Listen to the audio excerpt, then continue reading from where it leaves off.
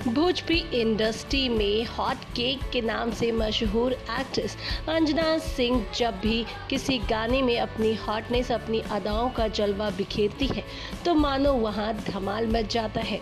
ठीक इसी तरीके से भोजपुरी गाना मेरी जवानी आग है का वीडियो भी यूट्यूब पर धमाल मचा रहा है। गाने को भोजपुरी फिल्म नादान इश्कवा से लिया गया है। गाने में भोजपुरी फिल्म की hot cake actress Anjana Singh ने अपनी हॉटनेस का बखूबी जलवा बिखेरा, वहीं साथ ही अपने खूबसूरत डांस मूव से काफ़ी धमाल भी मचाया।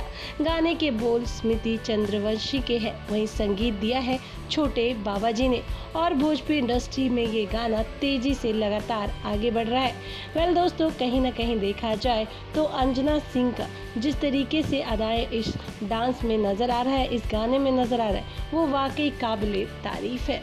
अब देखना ये है कि व्यूज़ के मामले में ये सॉन्ग कौन सा नया रिकॉर्ड बनाता है।